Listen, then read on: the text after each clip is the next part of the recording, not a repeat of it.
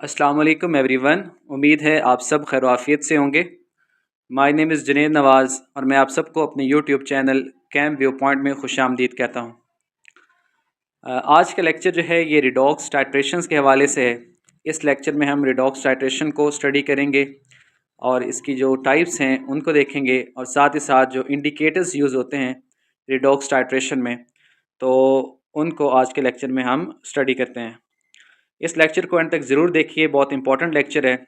और अगर ये लेक्चर सीरीज़ आपको पसंद आ रही है तो इसको आगे शेयर भी करें और हमारे चैनल को सब्सक्राइब भी करें। तो आइए स्टार्ट करते हैं हम आज के लेक्चर। सबसे पहले हम देखते हैं कि रिडॉक्स टाइट्रेशन कहते किसे हैं।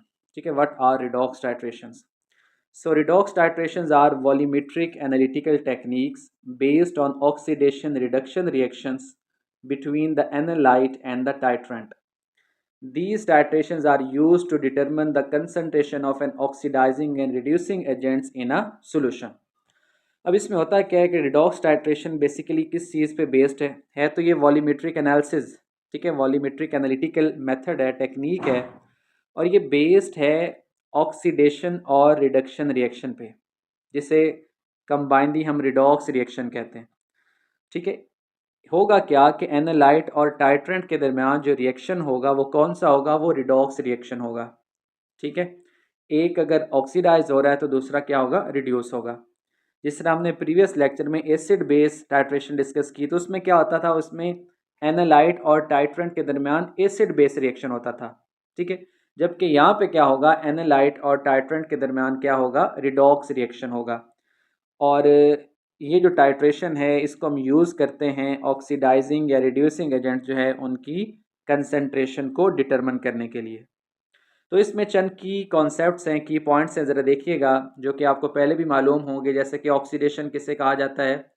जब भी कोई सब्सटेंस इलेक्ट्रॉन को लॉस करता है, उसका ऑक्सीडेशन नंबर इंक्रीज़ होता है तो ये ऑक्सीडेशन कहलाती है। इसी तरह अगर कोई सब्सटेंस इलेक्ट्रॉन को क्या करता है? गेन करता है, उसके ऑक्सीडेशन नंबर में कमी आती है, तो दैट इज़ अ रिडक्शन। और जबकि ऑक्सीडाइजिंग एजेंट क्या होता है? ऑक्सीडाइजिंग एजेंट एक ऐसा सब्सटेंस है जो क्या करेगा? जो दूसरे को ऑक्सीडाइज करेगा। ठीक है, किस तरह कि उससे इलेक्ट्रॉन को एक्सेप्ट करेगा और ख़ुद क्या होगा? खुद रिड्यूस होगा। और इसी तरह जो है रिड्यूसिंग एजेंट क्या करते हैं? ये ऐसे सब्सटेंसेस होते हैं जो दूसरे को क्या करते हैं? रिड्यूस करते हैं बाय गेनिंग इलेक्ट्रॉन्स, और ख़ुद क्या होते हैं? खुद ऑक्सीडाइज हो जाते हैं। तो ये चंद टर्म्स थी जो कि हम आगे यूज़ होनी है। तो नेक्स्ट हम देखते हैं कि जो रिडॉक्स टाइट्रेशन है इनकी कौन कौन सी टाइप्स हैं। ठीक है, अब ये जो टाइट्रेशंस हैं इनको हम जो है जिस तरह प्रैक्टिकल की कॉपी में न्यूमेरिकल्स टाइप क्वेश्चन होते हैं, इंशाल्लाह वो भी हम डिस्कस करेंगे। लेकिन बेसिकली ये हमारा मेन फोकस है कि हम जो है तैयारी कर रहे हैं किसी कम्पिटिटिव एग्ज़ाम के लिए, तो उस पॉइंट ऑफ व्यू से ये लेक्चर्स जो हैं तैयार किए जाते हैं। ठीक है, तो नेक्स्ट जो है देखिएगा types of redox reaction titrations. Redox titration की कौन कौन सी टाइप है? तो इसमें सबसे पहले देखें तो सबसे पहले है जी पर मैग्नेट टाइट्रेशंस। ठीक है, यानी जिसमें पोटाशियम पर मैग्नेट आमतौर पे एज अ टाइट्रेंट यूज़ किया जाता है, और इसका जो कलर होता है वो क्या होता है? पर्पल कलर होता है। और ये जो रिएक्शन है ये एसिडिक मीडियम में होता है और आमतौर पे सल्फ्यूरिक एसिड को यूज़ किया जाता है एज अ एसिड। अब इसमें रिएक्शन देखिएगा, रिएक्शन क्या होगा कि इसमें जो है potassium permanganate as a oxidizing agent use होता है। ठीक है, और वो खुद क्या होता है? खुद रिड्यूस होगा और दूसरे सब्सटेंस को क्या कर रहा है? ऑक्सीडाइज कर रहा है। तो यहाँ ज़रा देखें, फेरस किस में कन्वर्ट हुआ? फेरिक आइंस में। तो फेरस फेरिक में कन्वर्ट हुआ है तो दैट इज़ ऑक्सीडेशन। ठीक है, और ये इसको ऑक्सीडाइज किसने किया है? पर मैग्नेट ने। ठीक है, पर मैग्नेट खुद क्या हुआ है? ये रिड्यूस हुआ है। तो ये आपने इक्वेशन जो है याद कर लेनी है। फर्स्ट टाइप कौन सी है? दैट इज़ अ पर मैग्नेट टाइट्रेशन। और ये इसमें जो इंडिकेटर यूज़ होता है वो कौन सा होता है? वो सेल्फ इंडिकेटर है। ठीक है, सेल्फ इंडिकेटर किस तरह है? आगे हम इंडिकेटर्स की टाइप में भी इसको डिस्कस करेंगे। एक्चुअली होता क्या है कि KMnO4 जो है उसका कलर, ठीक है, क्या होता है? चेंज होता है, जो कि एंड पॉइंट की इंडिकेशन होती है। इसमें हम कोई भी एक्सटर्नल इंडिकेटर ऐड नहीं करते। ठीक है, तो इसमें ज़रा देखें कि एंड पॉइंट क्या होगा, परमानेंट पेल पिंक कलर जो है, ठीक है, अपेयर होगा एट एंड पॉइंट। ठीक है, एंड पॉइंट जब आएगा तो क्या होगा, जो KM4 है, ठीक है, उसने क्या होना है, उसने होना है रिड्यूस होना है, और एंड पॉइंट पे उसका जो कलर है वो किस में कन्वर्ट होगा, चेंज होगा, पेल पिंक, यानी पिंक कलर अपेयर होगा, that will be the indication of and point. अब जो रिडॉक्स टाइट्रेशन है, इनकी जो एप्लीकेशन है, ठीक है, आमतौर पे जो फेरस आइंस की डिटर्मिनेशन के लिए, ठीक है, और इसके अलावा ऑक्जेलेट और जो हाइड्रोजन पर ऑक्साइड है, इनकी डिटर्मिनेशन के लिए परमैग्नेट टाइट्रेशंस को यूज़ किया जाता है।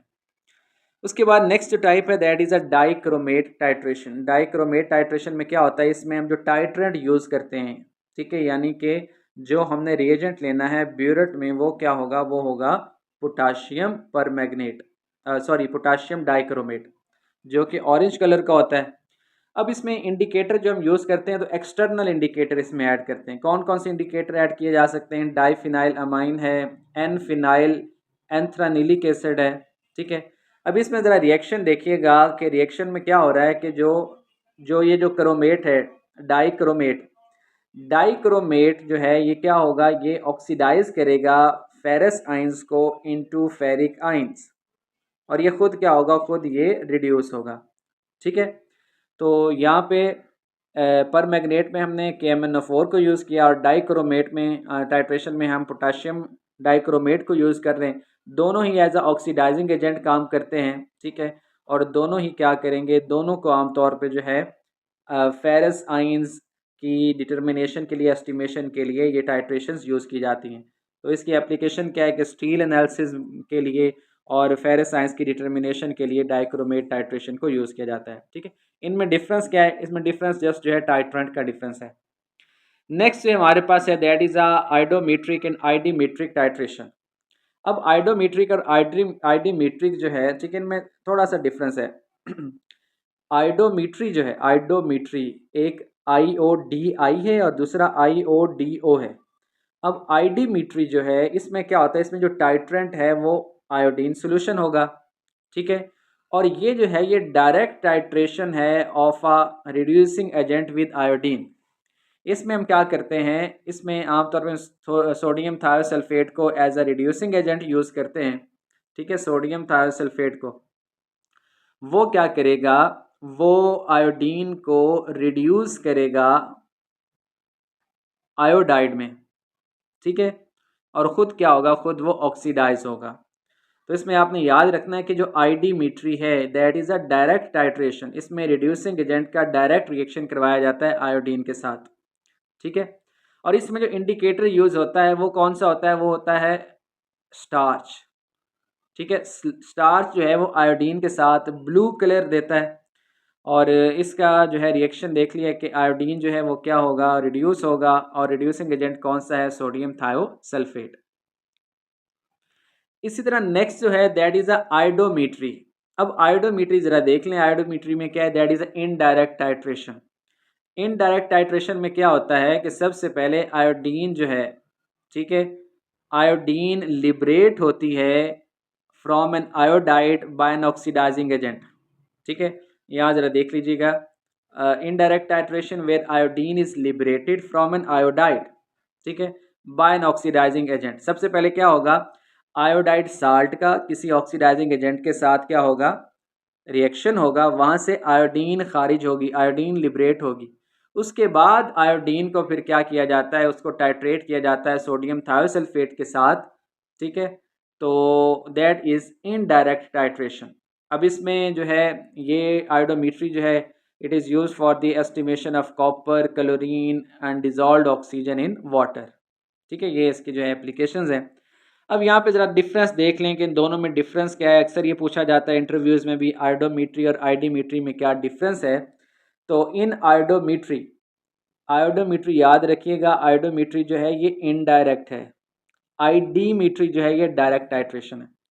In iodometric titration, the iodine which has been produced as a result of previous redox reaction, previous एक रिडॉक्स रिएक्शन होगा किसके दरमियान, आयोडाइड साल्ट और ऑक्सीडाइजिंग एजेंट के दरमियान, वहाँ से आयोडीन लिबरेट होगी, तो ये क्या था, ये फर्स्ट रिडॉक्स रिएक्शन था।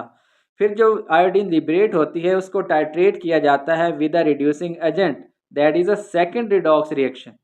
ठीक हो गया। तो इस वजह से इसको इनडायरेक्ट टाइट्रेशन कहते हैं। जबकि दूसरी तरफ आईडीमीट्री क्या है, आईडीमीट्रिक टाइट्रेशन में क्या होता है, आयोडीन सोल्यूशन जो है उसको ही हम डायरेक्टली टाइट्रेट करते हैं with a reducing agent. Next जरा देखिए, नेक्स्ट है जी इनका डिफरेंस। आइडोमीट्रिक टाइट्रेशन जो है ये इनडायरेक्ट मेथड है, जबकि आइडोमीट्री जो है ये डायरेक्ट मेथड है। आइडोमीट्री में 2 रिडॉक्स रिएक्शन होते हैं, जबकि आइडीमीट्री में एक ही रिडॉक्स रिएक्शन होता है। और आइडोमीट्री में आयोडीन गेट ऑक्सीडाइज फर्स्ट, पहले आयोडीन क्या होगी, ऑक्सीडाइज होगी, उसके बाद रिड्यूस होगी। जबकि आइडीमीट्री में एक ही रिडॉक्स रिएक्शन होता है और उसमें आयोडीन जो है वो क्या होगी, ओनली गेट रिड्यूस्ड। और नेक्स्ट जरा देखें तो आइडोमीट्री जो है is more commonly seen in experiments. आमतौर पे जो एक्सपेरिमेंट्स होते हैं उनमें आइडोमीट्री जो है ये मोस्ट कॉमन है, क्योंकि डिफरेंट साल से पहले जो होता है क्या, उस वहाँ से आयोडीन लिबरेट होती है, तो फिर वहाँ से क्या किया जाता है, उसकी टाइट्रेशन की जाती है रिड्यूसिंग एजेंट के साथ। जबकि आइडीमीट्री जो है ये लेस कॉमन है व्हेन कंपेयर टू आइडोमीट्री। तो ये इन दोनों का आपस में बेसिक डिफरेंस है। नेक्स्ट जरा देखिएगा, रिडॉक्स टाइट्रेशन की टाइप्स में आता है सेरीमीट्रिक टाइट्रेशन। अब इसमें क्या होता है, इसमें जो है टाइट्रेंट वो आमतौर पे सेरिक अमोनियम सल्फेट को लिया जाता है जो कि येलो कलर का होता है, और ये एसिडिक मीडियम में रिएक्शन होता है, इसमें सल्फ्यूरिक एसिड को एज अ एसिड यूज़ करते हैं। और इसमें जो इंडिकेटर्स हैं वो कौन से होंगे, फेरोइन और ऑर्दोफिनेंथ्रोलिन। ठीक है, ये इंडिकेटर्स यूज़ होते हैं। और इनकी एप्लीकेशन क्या है कि ऐसे ऑफ ड्रग्स लाइक एड्रेनालिन और विटामिन सी जो हैं, इनकी जो ड्रग ऐसे हैं तो उसकी एप्लीकेशन के तौर पे इस टाइट्रेशन को यूज़ किया जाता है। नेक्स्ट जो टाइप है दैट इज़ अ ब्रोमेट्रोमीट्रिक टाइट्रेशन। ठीक है, इसमें जो टाइट्रेंट यूज़ होता है वो होता है पोटाशियम ब्रोमेट, KBrO3। अब इसका जो प्रिंसिपल है वो ज़रा देखिएगा कि ब्रोमेट जो है, जैसे पोटाशियम ब्रोमेट को हम एज अ टाइट्रेंट यूज़ कर रहे हैं, तो ब्रोमेट क्या करता है, oxidizes potassium iodide to iodine. ठीक है, ब्रोमेट जो है वो क्या करेगा, वो एज ऑक्सीडाइजिंग एजेंट यूज़ होगा और पोटाशियम आयोडाइड को क्या करेगा, ऑक्सीडाइज करेगा आयोडीन में। और इसके बाद फिर जो आयोडीन लिबरेट होती है उसको फिर टाइट्रेट किया जाता है सोडियम थायोसल्फेट के साथ। ये बिल्कुल वैसे ही कि जिस तरह हमने आयोडोमीट्रिक टाइट्रेशन में बात की है कि पहले रिडॉक्स रिएक्शन में क्या होता है, आयोडीन लिबरेट होती है और उसके बाद जो है उसका रिएक्शन करवाया जाता है, टाइट्रेशन करवाई जाती है सोडियम थायोसल्फेट के साथ। अब यहाँ पे स्पेसिफिक उन्होंने बता दिया कि पोटाशियम ब्रोमेट अगर आप एज ऑक्सीडाइजिंग एजेंट यूज़ कर रहे हैं तो इस टाइट्रेशन को क्या नाम दे दिया गया है, ब्रोमेटोमीट्रिक टाइट्रेशन। ठीक है, अब इसमें इंडिकेटर ज़रा देख लें। इंडिकेटर जो है मिथाइल ऑरेंज और पोटाशियम आयोडाइड प्लस स्टार्च। ठीक है, इनको यूज़ किया जाता है, liberates iodine which is titrated. ठीक हो गया। और इसकी एग्जांपल ज़रा देखें तो नाइट्राइल्स, एनिलीन्स, फिनोल्स की एस्टिमेशन के लिए, और जो पोटाशियम ब्रोमेट है इसको indirect determination of reducing agents के लिए भी यूज़ किया जाता है। तो ये हमारे पास जो है ये मेन हमने जो डिस्कस की हैं रिडॉक्स टाइट्रेशन। कौन कौन सी रिडॉक्स टाइट्रेशन है इसको एंड पे हम समराइज भी करेंगे, समरी में भी इनको देख लेंगे। तो इसमें सबसे पहले हमने डिस्कस किया पोटाशियम वाला। ठीक है, पर मैग्नेट टाइट्रेशन, डाइक्रोमेट टाइट्रेशन, आइडोमीट्रिक, आइडीमीट्रिक, इसके अलावा सेरीमीट्रिक है और ब्रोमेटोमीट्रिक टाइट्रेशंस। इसके अलावा भी चंद टाइट्रेशंस होती हैं जो कि ज़्यादा कॉमन नहीं हैं, मेन कॉमन जो है वो यही हैं। और आम तौर पे जो है ज़्यादातर जो क्वेश्चंस आते हैं वो आइडोमीट्रिक और आइडीमीट्रिक के आते हैं, या फिर पर मैग्नेट या फिर जो क्रोमेट टाइट्रेशंस हैं इन्हीं से ही क्वेश्चंस आते हैं। नेक्स्ट जो हम डिस्कस करने जा रहे हैं कि जो रिडॉक्स टाइट्रेशन है इनमें कौन कौन से इंडिकेटर्स यूज़ होते हैं और किस टाइप में कौन सा इंडिकेटर यूज़ होगा। तो सबसे पहले तो देखेंगे कि रिडॉक्स इंडिकेटर्स हैं क्या। इसमें ज़रा देखिएगा कि रिडॉक्स इंडिकेटर्स क्या हैं। ये ऐसे केमिकल सब्सटेंसेस हैं that undergo a visible change in colour, कि जिनके कलर में चेंज आता है, विजिबल चेंज आता है at a specific electrode potential. ठीक है, helping to detect the end point in redox reaction. इस बेस पे उनके विजिबल कलर के चेंज होने की बेस पे हम क्या करते हैं, एंड पॉइंट को डिटेक्ट करते हैं इन रिडॉक्स टाइट्रेशन, ठीक है। अब इनका कलर चेंज होगा eight a specific electrode potential, ठीक है। अब फॉर एग्जांपल जो है एक ऑक्सीडाइजिंग एजेंट है जो कि स्पेसिफिक कलर शो करता है, ठीक है। जब वो रिड्यूस होगा तो क्या होगा, उसका इलेक्ट्रोड पोटेंशियल के चेंज होने से उसका कलर जो है विजिबली चेंज होगा। तो इस तरह हम इसको एज अ एंड पॉइंट को डिटेक्ट करने के लिए यूज़ करते हैं रिडॉक्स इंडिकेटर्स को। अब ये जरा देखिएगा, they are analogous to acid base indicators but depend on redox potential instead of pH. आपको याद होगा हमने एसिड बेस टाइट्रेशंस में जब डिस्कस किया था इंडिकेटर्स को, तो हमने कहा था कि जो एसिड बेस इंडिकेटर्स हैं वो एक ख़ास पीएच रेंज में ख़ास कलर शो करते हैं। जैसे ही पीएच चेंज होती है तो उनका कलर भी चेंज हो जाता है। तो ये सिमिलरली रिडॉक्स इंडिकेटर भी एसिड बेस इंडिकेटर्स की तरह ही हैं, लेकिन वहाँ पे जो कलर है वो पीएच पे डिपेंड करता था, जबकि यहाँ पे जो रिडॉक्स इंडिकेटर हैं इनका जो कलर है वो रिडॉक्स पोटेंशियल पे डिपेंड करता है। तो ये बेसिक डिफरेंस है। अब ज़रा टाइप्स देख लें, टाइप्स ऑफ रिडॉक्स इंडिकेटर्स। तो इसमें सबसे पहले आता है सेल्फ इंडिकेटर्स। सेल्फ इंडिकेटर अभी हमने डिस्कस किया था पर मैग्नेट टाइट्रेशन में जो KMnO4 है वो as a self indicator use होता है। तो सेल्फ इंडिकेटर क्या है, the titrant itself serve as an indicator. Titrant जो है वो खुद एज अ इंडिकेटर यूज होता है, उसमें कोई भी एक्सटर्नल सब्सटेंस। अब KMnO4 जो है ये as a self indicator act करता है, ठीक है। इसका जो कलर है इसका जो पिंक कलर है वो तब तक कलरलेस रहेगा ये KMnO4 जब तक ये एक्सेस में है, ठीक है। तो जैसे ही एंड पॉइंट आएगा तो इसका पिंक कलर जो है वो अपेयर होगा, फेड पिंक कलर। नेक्स्ट ज़रा देखिए कि एडवांटेज क्या है। ये सिंपल है, इसमें कोई भी एडिशनल केमिकल ऐड नहीं करना पड़ता सेल्फ इंडिकेटर्स में। और लिमिटेशन क्या है कि only works when titrant is strongly coloured and oxidizing and reducing. यानी इसके लिए लिमिटेशन ये है कि जो टाइट्रेंट है उसको स्ट्रॉन्ग कलर शो करना चाहिए एंड पॉइंट पे, तभी हम इसको एज अ इंडिकेटर यूज़ कर सकते हैं। अगर ये एंड पॉइंट पे स्ट्रॉन्ग कलर शो नहीं करता, कलर चेंज, तो फिर क्या है कि फिर जारी बात है कि हमें एक्सटर्नल इंडिकेटर की ज़रूरत पड़ेगी। नेक्स्ट जो है type of indicator redox indicator, that is a internal indicators. अब जो इंटरनल इंडिकेटर्स हैं, ठीक है, जिन्हें हम रिडॉक्स सेंसिटिव ऑर्गेनिक डाइज होते हैं, तो इनको यूज़ करते हैं एज इंटरनल इंडिकेटर्स। तो इसमें ज़रा देखिए कि organic compounds that change colour depending on their oxidize and reduced form, the indicator has its own redox couple redox potential close to the equivalence point of the titration.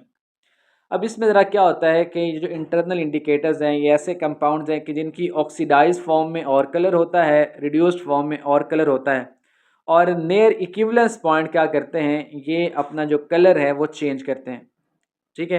जैसे कि example ज़रा देख लें तो इसमें है डाईफिनाइल अमाइन, जो कि रिड्यूस्ड फॉर्म में कलरलेस है और ऑक्सीडाइज फॉर्म में क्या होता है, वायलेट कलर होता है इसका, और इसको डाइक्रोमेट टाइट्रेशन में यूज़ किया जाता है।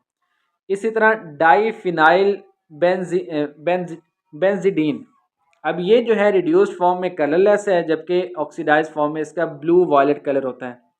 इसी तरह जो है फेरोइन जो है 110 फिनेंथ्रोलीन आयरन कॉम्प्लेक्स है, इसका रिड्यूस्ड फॉर्म में रेड कलर होता है जो कि फेरस फॉर्म में होता है, जबकि ऑक्सीडाइज फेरिक फॉर्म में इसका कलर क्या होता है, वो होता है पेल ब्लू कलर। और इसको जो है सीरीमेट्रिक टाइट्रेशंस में यूज़ किया जाता है। इसी तरह जो है मिथाइलिन ब्लू जो है, अब मिथाइलिन ब्लू जो है इसका ऑक्सीडाइज फॉर्म ब्लू होगी जबकि रिड्यूस फॉर्म कलरलेस होगी। इसी तरह सेफ्रानिन, ये भी एज आ इंडिकेटर यूज़ होता है, इसका ऑक्सीडाइज फॉर्म पिंक है जबकि रिड्यूस फॉर्म क्या है, कलरलेस है। तो ये ज़्यादातर जो इंडिकेटर्स हैं इंटरनल इंडिकेटर्स जो कि रिडॉक्स सेंसिटिव ऑर्गेनिक डाइज हैं, तो रिड्यूस फॉर्म इनकी कलरलेस है और ऑक्सीडाइज फॉर्म में ये कोई ना कोई स्पेसिफिक कलर शो करते हैं। अब इसमें ज़रा देखिएगा कि इसमें होता क्या है, इंटरनल इंडिकेटर्स जो हैं इनको हम जो है एनालाइट उसी के साथ ही ऐड करेंगे फ्लास्क के अंदर और फिर ऊपर से रन करेंगे टाइट्रेंट को, ठीक है। तो एंड पॉइंट पे क्या होगा, ये अपना कलर जो है वो शो करेंगे। नेक्स्ट जो है ये है जी एक्सटर्नल इंडिकेटर। एक्सटर्नल इंडिकेटर क्या होता है कि इसमें आप जो रिएक्शन मिक्सर है उसका ड्रॉप लेते हैं टाइट्रेशन फ्लास्क से बाहर, ठीक है, और वहाँ पे आप क्या करते हैं, एक्सटर्नल इंडिकेटर का ड्रॉप ऐड करते हैं। यानी क्या करेंगे, एडिट एक्सटर्नल इंडिकेटर को आप ऐड कर रहे हैं to a drop of reaction mixer outside the titration flask, यानी टाइट्रेशन फ्लास्क से बाहर निकाल के उस रिएक्शन मिक्सर को आप क्या करेंगे, बाहर निकालेंगे और वहाँ पे आप इंडिकेटर का ड्रॉप ऐड करेंगे, तो वहाँ से इंडिकेशन होगी। ये वक्तन फ़वक्तन चेक किया जाता है। तो इसमें ज़रा देखिएगा, पोटाशियम फेरिसायनाइड, पोटाशियम फेरिसायनाइड जो है ये एक्सटर्नल इंडिकेटर है और इसको आमतौर पे जो फेरस आइन टाइट्रेशन है उसमें यूज़ किया जाता है। और इसमें क्या होता है कि drop of titration mixture plus ferricyanide ये क्या करेगा, ये एंड पॉइंट पे ब्लू कलर, जो ब्लू कलर जो है वो शो करेगा विद फेरस आइंस। ये आपने नोट कर लेना है, फेरस आइंस के साथ ये ब्लू कलर शो करता है। लेकिन जैसे ही एंड पॉइंट आएगा, फेरस किस में कन्वर्ट हो चुका होगा, फेरिक में, तो इसका जो कलर है वो क्या होगा, डिसअपेयर हो जाएगा। तो इसका कलर डिसअपेयर होगा एट एंड पॉइंट, ठीक है। तो ये आपने ये एक्सटर्नल इंडिकेटर जो है इसको फ्लास्क की बजाय बाहर ऐड किया जाता है। नेक्स्ट जो है that is a starch indicator. अब स्टार्च इंडिकेटर जो है that is a adsorption indicator, और इसको आइडोमेट्रिक और आइडीमेट्रिक टाइट्रेशंस में यूज़ किया जाता है। और इसका डीप ब्लू कॉम्प्लेक्स बनता है विद आयोडाइड, विद आयोडीन, ठीक है। तो इसमें ज़रा देखिएगा कलर चेंजेस क्या होंगी कि जो आयोडीन स्टार्च कॉम्प्लेक्स है उसका ब्लू कलर होगा। जैसे ही आयोडीन आयोडाइड में कन्वर्ट होगा, ठीक है, तो फिर उसका जो कलर है क्या हो जाएगा, कलरलेस, क्योंकि आयोडीन कंज्यूम हो चुका है, वो आयोडाइड में कन्वर्ट हो चुका है, रिड्यूस हो चुका है। तो अब जो है जो स्टार्च का जो कलर पहले था आयोडीन के साथ वो अब क्या हो जाएगा, कलरलेस हो जाएगा। तो added near and point only, ठीक है। इसको जो है आयोडीन एडजॉर्प्शन एरर से बचने के लिए क्या किया जाता है, इसको एंड पॉइंट के करीब ऐड किया जाता है स्टार्च को। नेक्स्ट जो है वो है रिडॉक्स इलेक्ट्रोड्स। और ये जो इलेक्ट्रोड्स हैं ये क्या करते हैं, ये पोटेंशियोमेट्रिक डिटेक्शन करते हैं। ये कोई भी कंपाउंड या कह लें कि डाई नहीं है, बल्कि ये एक इंस्ट्रूमेंटल डिटेक्टर होता है, ठीक है। It is not a dye but it is an instrumental detector. अब होता क्या कि एंड पॉइंट को डिटेक्ट करने के लिए by a sudden jump in redox potential, इसको मैयर किया जाता है by platinum electrode versus reference electrode. मतलब क्या होगा, थोड़ी थोड़ी देर के बाद आप क्या करेंगे, रिएक्शन मिक्सर में से सैंपल लेंगे और उसका रिडॉक्स पोटेंशियल चेक करेंगे, ठीक है, through platinum electrode versus reference electrode. तो या इससे क्या होगा कि आपके पास जो है वो एंड पॉइंट डिटेक्शन का पता चलेगा। अब ये जो रिडॉक्स इलेक्ट्रोड्स हैं जिनको हम पोटेंशियोमेट्रिक डिटेक्शन के लिए यूज़ करते हैं, तो इनको यूज़ कब किया जाता है, व्हेन सॉल्यूशन इज़ कलर्ड, जब सॉल्यूशन कलर्ड हो या टर्बिड हो, ठीक है। तब क्या होता है कि तब जो बाकी हम डाइस को यूज़ करते हैं तो उनको यूज़ करने से एंड पॉइंट जो है वो क्लियरली हमें पता नहीं चलता।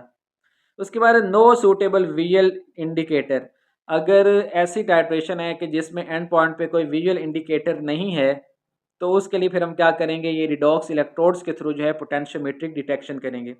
और ग्रेटर एक्यूरेसी को रिक्वायर्ड हो, ग्रेटर एक्यूरेसी चाहिए हो, तो उसके लिए भी ये बेस्ट मेथड है, ठीक है, रिडॉक्स इलेक्ट्रोड्स। तो कौन कौन सी टाइप्स हैं एक बार हम रिकॉल कर लेते हैं जी। सेल्फ इंडिकेटर है, इंटरनल इंडिकेटर है, एक्सटर्नल इंडिकेटर है, स्टार्च इंडिकेटर जो कि एड्जॉर्प्शन इंडिकेटर में आता है, और रिडॉक्स इलेक्ट्रोड्स। तो इन सब को ज़रा समराइज फॉर्म में देखें तो सेल्फ इंडिकेटर में हमने KMnO4 को देखा जो कि कलरलेस से पिंक में कन्वर्ट होता है एंड पॉइंट पे, और ये पर मैग्नेट टाइट्रेशन में इसको यूज़ किया जाता है। Internal indicator diphenyl amine colourless से वायलेट में कन्वर्ट होगा, और फेरस आइंस की एस्टिमेशन वर्सेस डाइक्रोमेट टाइट्रेशन जो है डाइक्रोमेट में, तो उसमें इसको इंटरनल इंडिकेटर को यूज़ करते हैं। इसी तरह फेरीन है जिसका रेड से पेल ब्लू कलर होता है, मिथाइलिन ब्लू, ब्लू से कलरलेस होगा, ठीक है। तो ये रिड्यूसिंग एजेंट्स के तौर पे जो है जनरली यूज़ होते हैं। और इसी तरह सेफ्रीन है तो ये क्या होगा, पिंक से कलरलेस होगा। आगे एक्सटर्नल की बात करें तो हमने पोटाशियम फेरिसाइनाइड की बात की है जो कि फेरस आइंस के साथ इसका ब्लू प्रेसिपिटेट्स होते हैं, और जब फेरस फेरिक में कन्वर्ट होता है तो ये कलर इसका डिसअपेयर हो जाता है। और इसके अलावा जो है एड्जॉर्प्शन, ये साथ साथ मेंशन भी है कि किस टाइट्रेशन में कौन सा इंडिकेटर जो है यूज़ होगा, तो ये भी आपने नोट कर लेना है। उसके बाद एड्जॉर्प्शन की बात करें तो इसमें हम स्टार्च को यूज़ करते हैं। स्टार्च जो है उसका ब्लू कलर होता है फेरस आयंस के साथ, तो सॉरी आयोडीन के साथ, और आयोडीन जब आयोडाइड में कन्वर्ट होता है तो उसका कलर जो है क्या होगा, डिसअपेयर हो जाएगा, कलरलेस हो जाएगा। तो आयोडीन टाइट्रेशन में स्टार्च को यूज़ किया जाता है। उसके बाद प्लाटिनम इलेक्ट्रोड को हम यूज़ करते हैं। इसमें जो कलर चेंज की बजाय हम क्या करते हैं, पोटेंशियल इलेक्ट्रोड पोटेंशियल फाइंड करते हैं। और आम तौर पे ऐसे सोल्यूशन जो कि टर्बिड हों, कलर्ड हों, तो उनके लिए अच्छा नेक्स्ट हम डिस्कस करते हैं कि जो टाइट्रेशन कर्व्स हैं और and point detection in redox titration, ठीक है, वो किस तरह होती है। तो इसमें ज़रा देखिएगा कि जो टाइट्रेशन कर्व्स हैं जो कि हमने एसिड बेस टाइट्रेशन में भी देखा था, तो टाइट्रेशन कर्व्स इन रिडॉक्स रिएक्शंस। अब इसमें क्योंकि हम रिडॉक्स पोटेंशियल की बेस पे एंड पॉइंट जो है उसको डिटेक्ट करते हैं इंस्टेड ऑफ पीएच, तो पीएच की बजाय क्या होता है, रिडॉक्स पोटेंशियल जो है उसका प्लॉट ड्रा किया जाता है वर्सेस वॉल्यूम ऑफ टाइट्रेंट। तो जो शेप ऑफ कर्व होती है वो किस तरह होती है कि बिल्कुल स्टार्टिंग पे बिफोर इक्विवेलेंस, इक्विवेलेंस से पहले, ठीक है, यहाँ पे आपको नज़र आ रहा होगा इक्विवेलेंस पॉइंट। तो इक्विवेलेंस से पहले क्या होता है, जो पोटेंशियल है वो ग्रेजुअली चेंज होता है, ठीक है। और नियर इक्विवेलेंस क्या है कि शार्प राइज होता है in equivalence in potential, similar to steep pH jump in acid base titration. यानी एसिड बेस टाइट्रेशन में भी हमने देखा था कि इक्विवेलेंस पॉइंट के नज़दीक क्या है, एक शार्प राइज होता है या ड्रॉप होता है, ठीक है। अब यहाँ ज़रा देखें तो इस तरफ जो है क्या हो रहा है, राइज हो रहा है, इस तरफ से क्या हो रहा है, ड्रॉप हो रहा है। तो ये इक्विवेलेंस के नज़दीक क्या होगा, एक शार्प चेंज आएगी, शार्प स्टीप होगी। उसके बाद आफ्टर इक्विवेलेंस देखें तो कर्व जो है लेवल्स ऑफ अगेन, ठीक है, आफ्टर जो है इक्विवेलेंस के बाद कर्व जो है वो अगेन लेवल हो जाती है लाइक दिस। और inflection point correspond to the equivalence point, ये जो पॉइंट है that is the inflection point, और ये इक्विवेलेंस पॉइंट को शो कर रहा है। तो इस तरह का जो है वो इस तरह की कर्व आती है रिडॉक्स टाइट्रेशन में, जब हम क्या करते हैं, ग्राफ को ड्रा करते हैं between redox potential versus volume of titrant. अब इस कर्व को, इस ग्राफ को ज़रा देखें कि जैसे जैसे वॉल्यूम ऑफ टाइट्रेंट इंक्रीज़ हो रहा है, ठीक है, वॉल्यूम ऑफ टाइट्रेंट इस तरफ इंक्रीज़ हो रहा है, तो रिडॉक्स पोटेंशियल भी जो है इंक्रीज़ हो रहा है, ठीक है। लेकिन एक ख़ास पॉइंट के बाद जो है रिडॉक्स पोटेंशियल बिल्कुल क्या हो जाता है, उसकी जो लाइन है वो लेवल हो जाती है। यानी फर्दर अगर आप वॉल्यूम ऐड कर रहे हैं तो क्या होगा, रिडॉक्स पोटेंशियल इंक्रीज़ नहीं होगा।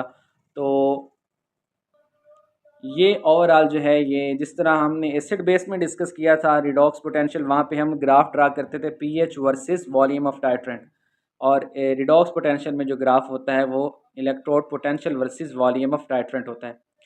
नेक्स्ट ज़रा देखें कि जो एंड पॉइंट डिटेक्शन मेथड है उसमें कौन कौन सा मेथड है। एक मेथड है जी विजुअल डिटेक्शन का, जो कि हमने पहले भी डिस्कस किया कि ज़्यादातर रिडॉक्स रिएक्शन में क्या होता है कि एंड पॉइंट पे, इक्विवेलेंस पॉइंट पे क्या होता है, रिडॉक्स इंडिकेटर जो है वो अपना कलर चेंज करता है, ठीक है। कलर चेंज की बेस पे, जिस तरह हमने सेल्फ इंडिकेटर में भी डिस्कस किया, रिडॉक्स इंडिकेटर्स में भी हमने देखा, तो कलर चेंज जो है इज़ विजिबल, और ये कॉरिस्पॉन्ड होता है to sudden change in potential, ठीक हो गया। दूसरा हमने डिस्कस किया था कि हम पोटेंशियोमेट्रिक डिटेक्शन के थ्रू भी क्या करते हैं, जो है एंड पॉइंट को डिटेक्ट करते हैं। तो इसमें क्या होता है, इलेक्ट्रोकेमिकल मेथड को यूज़ किया जाता है, जिसमें रिडॉक्स इलेक्ट्रोड होता है, platinum electrode versus reference electrode, और इसमें हम पोटेंशियल को मेजर करते हैं after each small addition of titrant. यानी जैसे टाइट्रेंट ऐड करेंगे ब्यूरेट से, थोड़ी देर के बाद हम वक्तन फ़वक्तन क्या करेंगे, उसका पोटेंशियल मेजर करेंगे, ठीक है। तो एक ख़ास पॉइंट पे आके क्या होगा, पोटेंशियल क्या होगा, हाईएस्ट होगा। उसके बाद फर्दर अगर हम वॉल्यूम ऐड करके देखेंगे तो क्या होगा, फिर जो है फर्दर वो इंक्रीज़ नहीं होगा, कांस्टेंट हो जाएगा, ठीक है। तो इसका मतलब है कि वो जो हाईएस्ट वैल्यू होगी हमारी, वो इसका क्या होगा, पोटेंशियल होगा ऑफ एंड पॉइंट। इसके एडवांटेजेस हमने डिस्कस किए थे कि जब विजुअल इंडिकेटर जो है सूटेबल ना मिले तो तब क्या किया जाता है, पोटेंशियोमेट्रिक डिटेक्शन की जाती है। आमतौर पे ऐसे सोल्यूशन जो कि कलर्ड होते हैं, टर्बिड सोल्यूशंस होते हैं या वीक रिड्यूसिंग और ऑक्सीडाइजिंग एजेंट वाले, तो तब हम पोटेंशियोमेट्रिक टाइट्रेशंस के थ्रू जो है एंड पॉइंट डिटेक्ट करते हैं। यहाँ ज़रा कंपैरिजन देखें एसिड बेस कर्व और रिडॉक्स टाइट्रेशन कर्व्स के दरमियान। तो वाई एक्सिस पे पीएच ली जाती है एसिड बेस में, जबकि रिडॉक्स टाइट्रेशन में रिडॉक्स पोटेंशियल लिया जाता है। कर्व देखें तो ग्रेजुअल चेंज आता है और स्टीप जंप होता है एट इक्विवेलेंस, दोनों में ही ऐसा होता है। और एंड पॉइंट जो है इंडिकेटर कलर चेंज करता है, और या फिर पीएच मीटर की बेस पे एसिड बेस टाइट्रेशन में एंड पॉइंट को डिटेक्ट करते हैं, जबकि रिडॉक्स टाइट्रेशन में हम इंडिकेटर कलर चेंज या पोटेंशियोमेट्रिक डिटेक्शन के थ्रू एंड पॉइंट को डिटेक्ट करते हैं। आगे एग्जांपल आपको पता है कि HCl और NaOH जो है ये एसिड बेस में आएगा, और अगर हम फेरस साइंस की एस्टिमेशन कर रहे हैं बाय यूजिंग KMnO4 तो ये रिडॉक्स टाइट्रेशन में आता है। लास्ट में हम बात करते हैं कि कौन कौन से सोर्सेज हैं, sources of error in redox titration. तो light decomposition of KMnO4 and K2Cr2O7, यानी पोटाशियम परमैंगनेट और पोटाशियम डाइक्रोमेट डीकम्पोज हो सकते हैं थ्रू लाइट। तो लाइट डीकम्पोजिशन जो है ये एक एरर है, एरर काज कर सकती है। उसके बाद इनकम्प्लीट रिएक्शन जो है उससे क्या होगा, उससे insufficient, due to insufficient acidity क्या होती है, इनकम्प्लीट रिएक्शन होता है, तो तब हमें एक्यूरेट रिजल्ट्स नहीं मिलते। या loss of iodine by volatilization, iodine जो है वो वेपर्स में अगर कन्वर्ट हो रहा है तो तब भी हम उसकी प्रॉपर एस्टिमेशन नहीं कर पाएंगे। या फिर अगर रॉन्ग इंडिकेटर चूज़ कर लिया है तो वो भी एरर की वजह बनेगा। तो इसकी एप्लीकेशन ज़रा देखें तो iron content in ores and alloys उसको डिटरमिन करने के लिए, रिड्यूसिंग शुगर्स की एस्टिमेशन के लिए, फार्मास्यूटिकल जो है एसेज उनके लिए, water analysis for dissolved oxygen के लिए, और हाइड्रोजन परऑक्साइड कंसनट्रेशन को डिटरमिन करने के लिए हम रिडॉक्स टाइट्रेशन को यूज़ करते हैं। एट द एंड जो है हम आज की सारी डिस्कशन को समराइज़ करते हैं कि हमारे पास डिफरेंट टाइप्स की रिडॉक्स टाइट्रेशंस होती हैं, पर मैग्नोमेट्री, डाइक्रोमेट्री, आइडोमीट्री, सेरीमीट्री और ब्रोमेटोमीट्री है। इनमें कौन कौन से टाइट्रेंट यूज़ होते हैं, इनमें जो इंडिकेटर हैं वो किस नेचर के यूज़ किए जाते हैं, मीडियम कौन सा होता है, और एट द एंड जो है एग्जाम्पल्स। ठीक है, तो इस टेबल को आपने अच्छे से याद कर लेना है, तो आज का सारा जो है लेक्चर आपका कवर हो जाएगा। ठीक है, मोस्टली ज़्यादातर जो मीडियम है वो एसिडिक मीडियम में ही रिएक्शंस होते हैं। आइडोमीट्री और आर्डीमीट्री के न्यूट्रल मीडियम या फिर एसिडिक मीडियम में हो सकते हैं। और आइडोमीट्री जो है जो कि इनडायरेक्ट टाइट्रेशन हमने बात की थी, ठीक है, तो उसमें क्या होता है कि न्यूट्रल और बेसिक। तो ये सारी चीज़ें जो है इसको आप टेबल को इसका स्क्रीनशॉट ले लें या नोट डाउन कर लें, तो आज के लेक्चर जो है आपका इसमें कवर हो जाएगा। होपफुली जो रिडॉक्स टाइट्रेशन से रिलेटेड जो है आपके माइंड में जो भी क्वेश्चंस हैं वो क्लियर हो गए होंगे। इसके अलावा फर्दर अगर आपका इससे रिलेटेड कोई क्वेश्चन है तो कमेंट सेक्शन में ज़रूर मेंशन करें। इंशाल्लाह नेक्स्ट लेक्चर में मिलते हैं। अपना बहुत सा ख्याल रखें।